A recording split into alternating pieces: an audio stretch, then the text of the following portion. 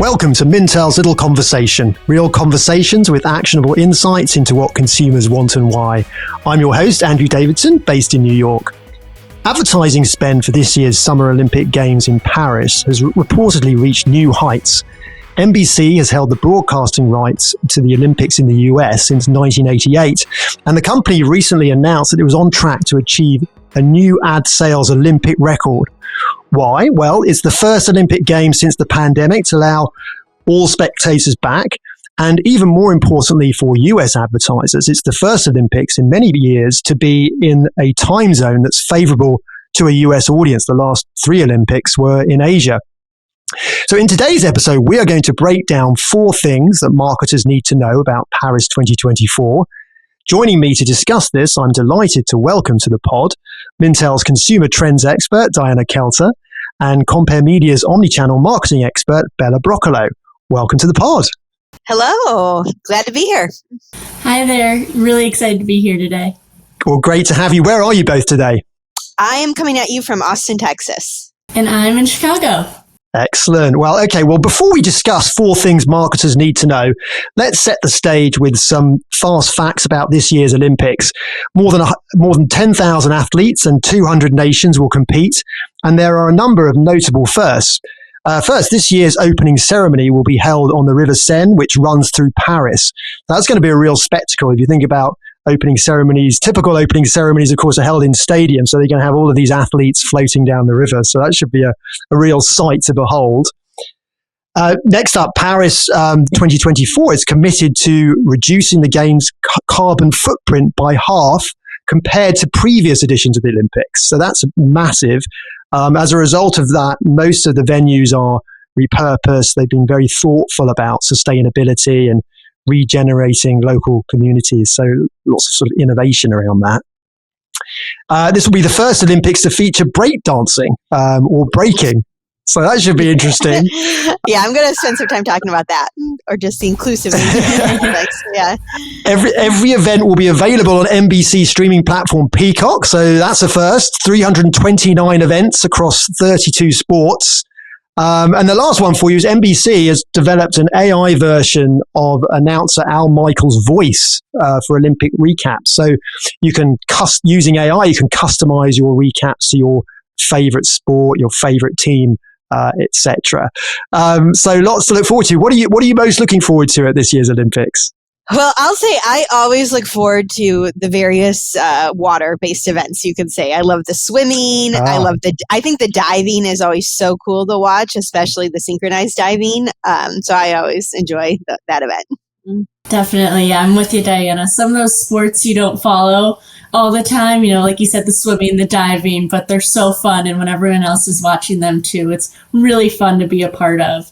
I think something I'm really looking forward to is just the somewhat return to normalcy, right? After 2020 and 2021, I think having spectators there, but then also thinking about the athletes having their families and friends there as well. I think we're really going to have some of those hallmark Olympic moments that we only get every so often. So I'm really looking forward to that as well. And then one more thing, Andrew, you mentioned it, but the sustainability aspect of it, I think it's this idea of Paris is really making the Olympics fit in rather than transforming for the Olympics. And just with, all the recognizable landmarks in Paris as well as the architecture, I think it's going to be a really picturesque setting. It seems like they've really blended it in with the city, so you're going to get a real sort of tour of all of the sites of Paris. Yeah, I'm excited. I'm always excited for the sprinting events. Like Noah Lyles, Sha'Carri Richardson from Team USA. So they're always extremely exciting. But yeah, I think it's one of those things you tend to get sucked into it as it starts, right? Definitely. You suddenly find yourself getting into the gymnastics or the the breakdancing or whatever new sport it's going to be. So, all right. So, what is the first thing then that marketers need to know about Paris 2024? Well, I'll kick off with what I think is the first thing to know, and I'm going to come at it from a bit more of a broad trends perspective, since that's kind of my role here in this pod, is to highlight the bigger trends. Sure. So one thing I want to bring attention to is thinking about the impact of the Olympics now and what it's going to mean in the months after. And the big trend I think marketers need to watch is the impact it's going to have on fitness trends overall. Obviously, the Olympics is going to, we were just saying, bring attention to these sports that we really don't get to see in our day-to-day lives. It's not like football or tennis that you have those moments of kind of interacting with beyond the Olympics. There's a lot of sports that the Olympics brings specific attention to. And I think, Andrew, you mentioned they're incorporating breakdancing this year, and it really speaks to a broader trend we're seeing of fitness becoming more inclusive in general for your everyday consumer. Obviously, the Olympics is going to focus on athletes at the peak of their performance that most of us can't relate to. But when we think about fitness trends, we have data at Mintel. We did an exercise trends report, and 73% of U.S. adults consider themselves frequent exercisers. And that means they consider themselves someone who's exercising at least weekly, if not more weekly. And it really kind of speaks to, I think we're really taking away this notion that when you exercise, it has to be something extreme. And so I think on the everyday level, we're seeing consumers realize if I go for a walk, I'm participating in fitness. If I dance, I'm doing fitness. If I am just moving my body, I am participating in fitness.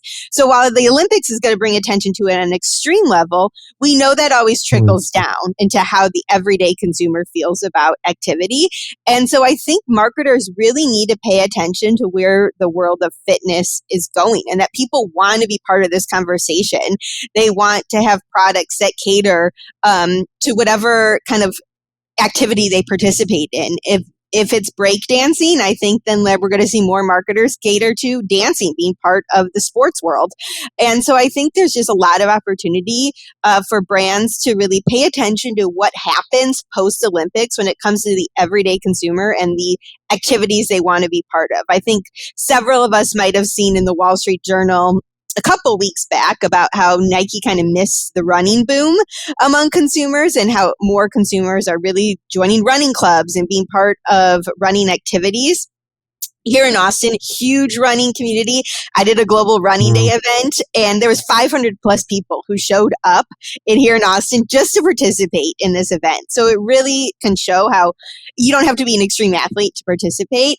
And so I do think, we're seeing Nike, they're creating products to coordinate with the Olympics. I think there was they have a breakdancing shoe, or they're doing a Paris Olympics Air Force One. So I definitely think we're going to see brands beyond Nike, but obviously they're a well-known one, find an opportunity to engage with the everyday consumer when it comes to fitness. So we'd love your guys' thoughts on that. Do you think there's going to be a boom in breakdancing after the Olympics? I think that, I think it's still, that is require a specific level of talent, but young kids are influential. And so I do think maybe those of us, I'm a millennial, I don't see that being in my future. But when you think about the 10-year-olds or the 8-year-olds watching, that's going to influence them and what they want to what activities. Well, and they introduced things like BMX biking and things like that, didn't they? And there's surfing and a lot of these newer sports. Totally. So I definitely think it will be influential on your Gen Alphas. Definitely. And I think, Diana, something you brought up that I thought was really interesting was more this idea of movement more than those hardcore exercises that we typically think of. I also made me think of with Samsung last week. It just unveiled that they now have their own version of a smart ring, similar to the Oura ring that's been super popular this year. So I think I could also see some impact on fitness after the Olympics, really being more about that holistic everyday health tracking. I think that's definitely a trend we might see more of. So not only tracking your workout class, but if you go on a walk, tracking your sleep, I think is going to be really interesting as well, especially if we're thinking of this summer as a sporty summer of sorts. I think it's a really interesting time to come out with a product like that, but then catching consumers at this time as well, where health and fitness might be more of a priority. So I guess what are you both saying is that perhaps consumers are more receptive to messages around this, given the Olympics. Yeah, I would say I think that motivation already exists for consumers are looking at fitness as more of a lifestyle. And I think the Olympics just heightens that momentum of the interest is there. And I think when you see the elite athletes performing, it gives that extra motivation to challenge yourself and maybe join a running club or maybe go try out something fun with a friend. I think it just inspires that motivation that already exists. There's a lot of opportunity for brands to kind of inspire that additional boost of motivation that's going to be top of mind for consumers. We all want a gold medal. We all want a gold medal. And actually, that's a great point, Andrew. One thing I keep talking a lot about now with like just uncertainty that exists in the world, I think we are seeing people focus on what they can control and what personal activities they can take on.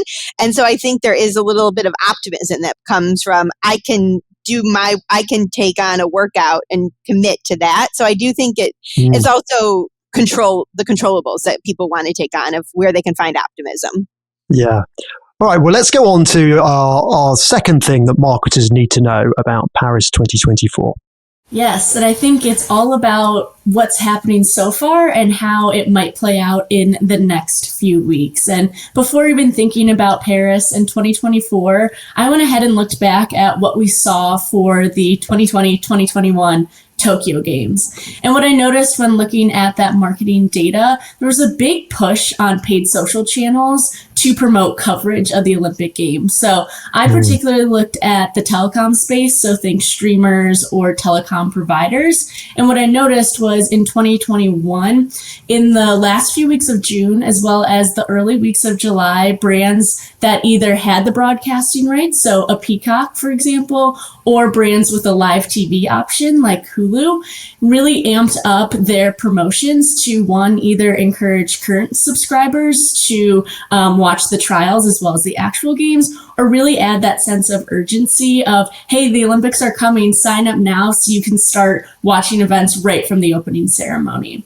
So I think that's something we're already starting to see for Paris as well. Andrew, you mentioned how this is a really big moment for Peacock, right?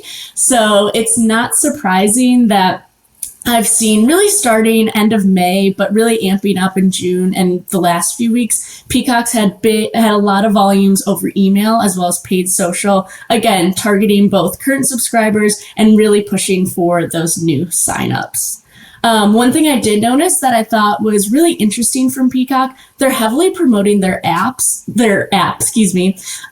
well as encouraging consumers to turn their notifications on. I think this is really interesting for the Olympics because although the time change in the US isn't as bad or as severe as it might have been in the past, consumers might not know everything that's happening. So this app's going to allow them to get live updates if they want them. You know, sometimes you want to record them and don't want a spoiler, but there is that opportunity. So really making it an entire viewing experiment, I think is key for Peacock, right? They have this massive opportunity and they don't want to lose it. They're not just going to promote what's coming up, but they're going to share stories of Olympians that maybe are rising stars, or they're going to really call out these big medal moments is something I've noticed in their marketing, right? So maybe it's the first time a country's been in the gold medal game or whatever the case may be, just really taking advantage of these 3 weeks because it is a super unique opportunity because other streamers won't be able to do it. And then I think same thing with the Visa, right? A huge sponsor of the Olympics as well too. Yes. So one ad that I noticed from them, it was on paid YouTube that I thought was really interesting premiering in June, was this idea of what does it mean to be a prodigy, essentially. So it wasn't a full Olympic ad. It had musicians in there. It had a Olympic skateboarder, Sky Brown. So I thought that was interesting. One of the stars for the upcoming games. And instead of doing a full Olympic push, they just really went into that more nostalgic feel, right? Talking all about what it means to be an Olympian. And although we see them as prodigies, it went through home videos of them growing up, learning their sports, the early mornings, the late nights, and sprinkled in there was the Visa logo. But I think the whole idea here was we're part of this moment. We want to join that conversation. Here's some stars we have our eyes on. So again, not necessarily pushing a product, but joining that conversation and really creating that positive brand association, I think, is key. It's interesting how you mentioned NBC and Visa. One of the things when you think about brands and sponsorships for the Olympics, you have these massive brands that have been associated with the Olympics for years and years. I was obviously, with this record ad spend, I was reading that there are some smaller brands that managed to break through. But, how should a brands, if you're not one of these major brands, be sort of thinking about it? Yeah, absolutely. And that's something I've been thinking about as well. I keep coming back to this idea of this big moment. And sure, there are other ones throughout the course, right? We have World Cups, anything like that. But I think, again, it's all about acknowledging what's going on, but again, not forcing it. So one thing I actually noticed was an email campaign from Chase promoting its Sapphire Reserve product. And I think the Olympics really present an opportunity for, in the case of credit card issuers, let's say, for example, who heavily promote travel perks, especially during the summer, right? It's a huge travel season. Well, now they can add a little bit of a unique spin. So Chase went ahead and, although niche, not many consumers or cardholders I can imagine are going to Paris, but the email itself said, with your Sapphire Reserve, one of the perks is that you can book exclusive restaurant reservations in Paris.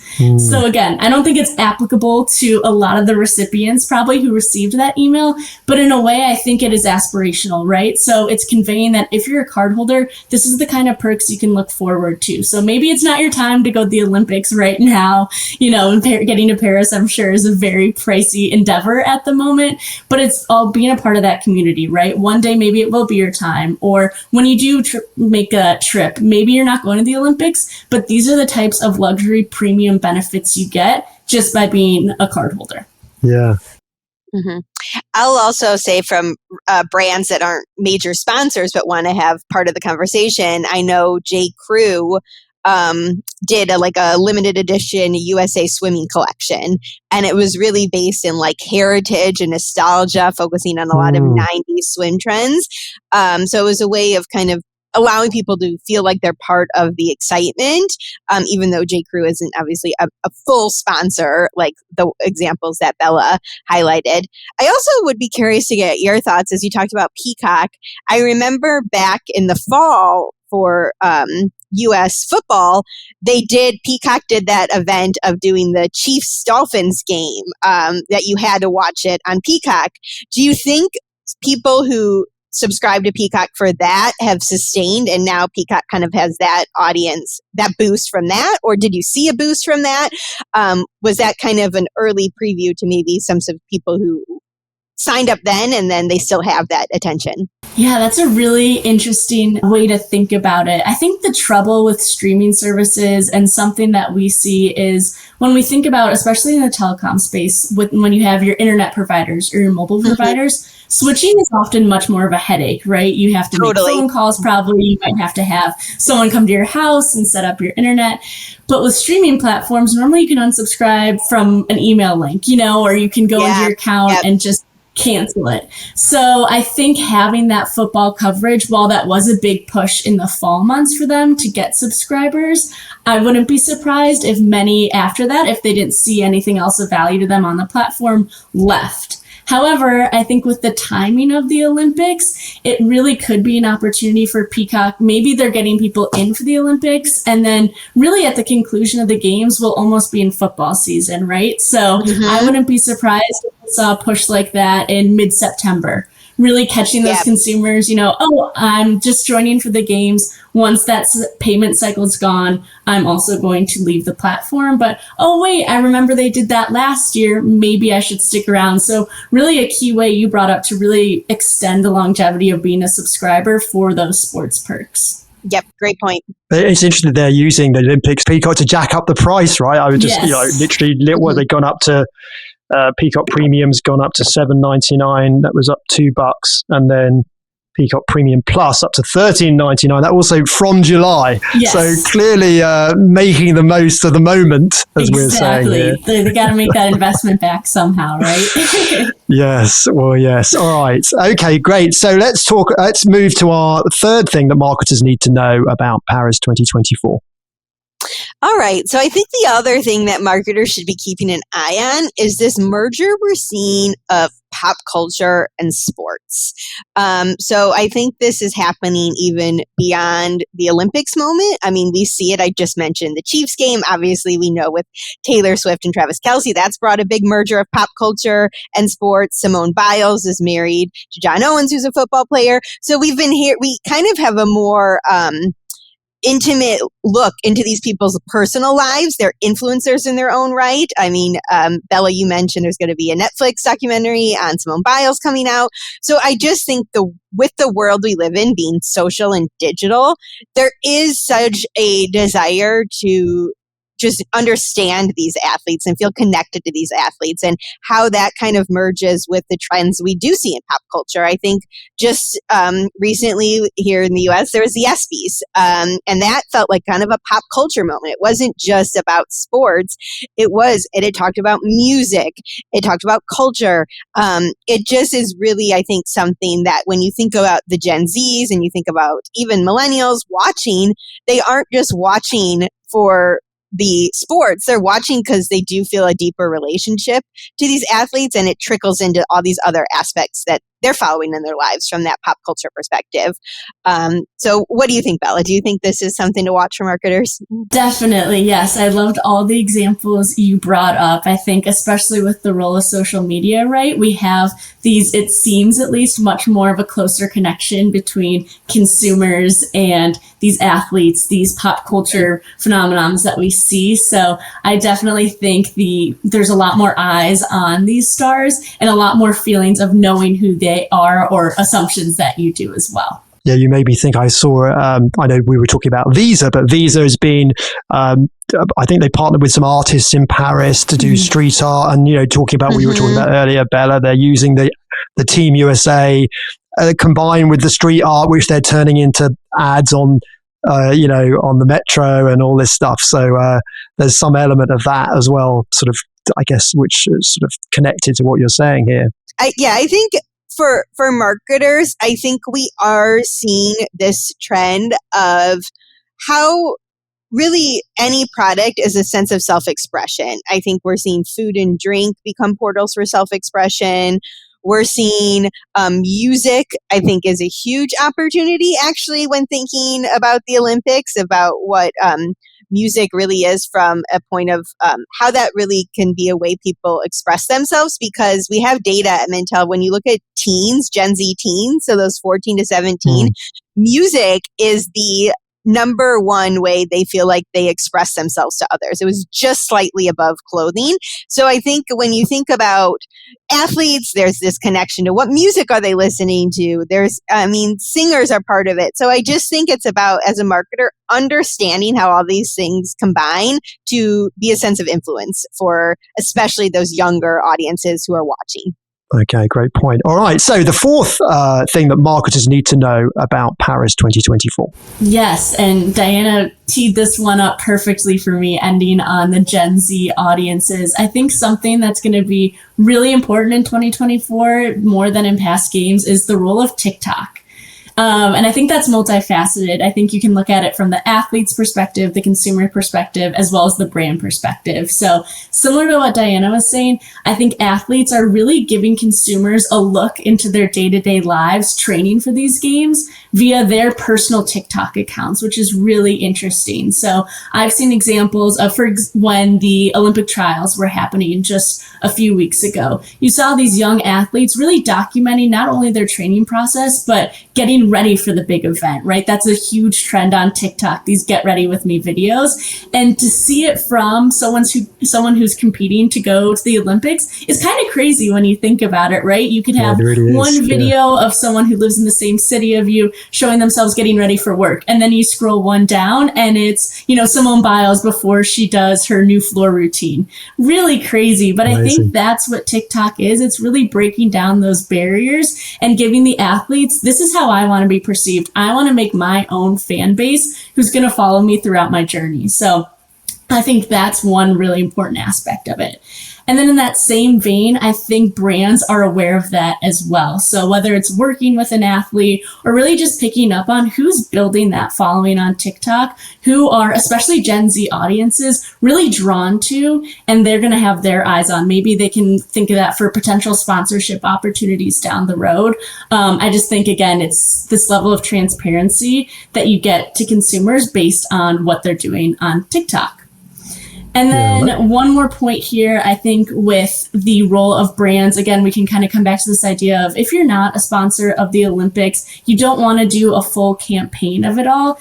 I think TikTok is the place to, again, not sell a product, but to go in and really boost that positive brand association. So if you come to TikTok with an ad that's selling a product or a service, consumers are just going to be annoyed that you're disrupting their For You page experience, right? TikTok's not the place to sell. It's the place to build that brand personality. So I think marketers who are going into some sort of Olympic promotions, they maybe want to target those younger Gen Z audiences who they know might be driven to TikTok, right? Because it's not only about marketing there, but you could see like Team USA will do short clips of the soccer game or a few of the Olympic routines, whatever the case may be. I think more consumers are going to be driven to TikTok for that Olympic content.